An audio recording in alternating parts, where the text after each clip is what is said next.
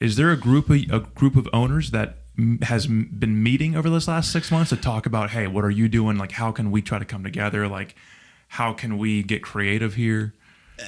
I'm in the process of starting that. So Okay. there's a larger organization, the Pennsylvania Restaurant and Lodging Association. Okay. They're a very Capitol Hill based group. So as this was going, they were sort of petitioning Capitol Hill to lighten the restrictions. Sure. Our industry is very hard to get together. Everybody gets angry. Everybody says a lot of things. We're going to do this. We're going to do that. And then when it comes time to organize and rally, it just dissipates. Any specific reason that you believe? Poor business ownership, as I said Okay. before. Yeah, hey, listen, it's consistent. When you look at, the demographics of our business, it's really hard to rally the troops. So there was a small group of us that when Allegheny County made the mandate, because we were an exclusive mandate, we did hire legal counsel. We petitioned them through attorneys, and we feel that, we at least opened their eyes a little bit to what they were doing and within the industry, but that wasn't cheap. And, each restaurant owner spent about $600. If we could have got 100, we could have thrown a lot more money at the problem for a lot less per restaurant. But for 5 weeks, we said to everybody, you want to join, you want to join, you want to join. And a lot of people said, yeah, but the money never showed up. Right. So it's just hard to bring that together. Sure. There used to be a bar and tavern association in Pittsburgh that dissipated a long time ago, and nothing's really ever replaced that. If something could come together, like what you're trying to do, if something could stick, what effect would you see that organization having on local restaurants? Like what would your vision for an organization like that be?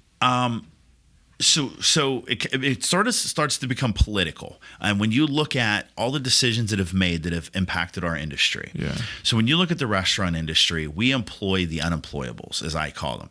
So in our industry, we don't drug test because if we drug tested, we wouldn't have a staff. So we hire a lot of people that were incarcerated, that are on programs to reintegrate back in. So when you look at that model, we are the largest collective employer in every state.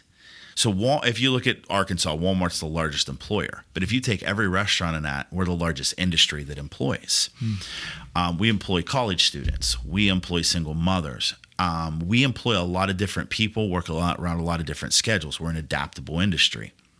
So when you have politicians and lawmakers across 50 states that are making decisions that impact the largest employer, not to mention the tax repercussions.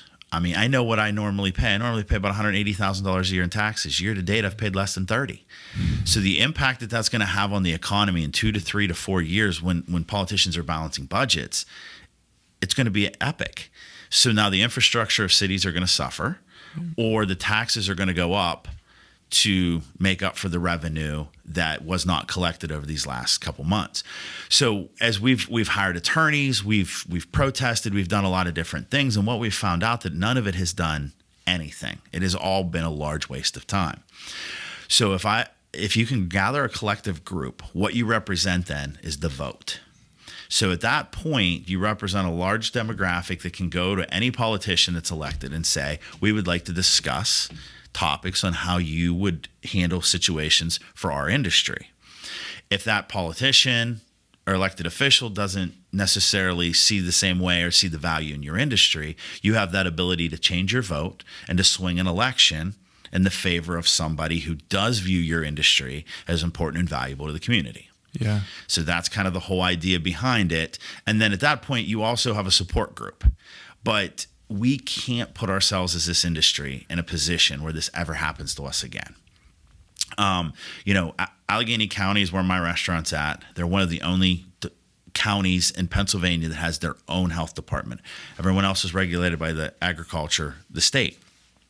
So Allegheny County has the ability to make their own declarations that impact us.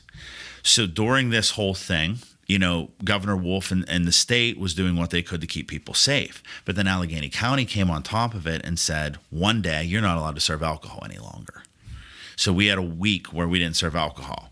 Next week, Allegheny County said, well, we're going to shut you down because there's a spike in COVID cases. But they have said that Walmart, Target, any grocery shopping adventure that you've been on does not cause COVID. Right. Any large crowds that you may have been a part of over the last 6 months protesting, that is not a cause. Bars and restaurants were tied to 50% of the spike in COVID. Very well could be factual data. We understand there's HIPAA laws that you couldn't say somebody's name, but we have seen no factual data that ties it directly back to us. So we feel as an industry, we don't think that it's something that somebody said, oh, I'm going to destroy the restaurant industry, but they have picked out and segmented our industry. And for some reason, they have set out on a mission to destroy us.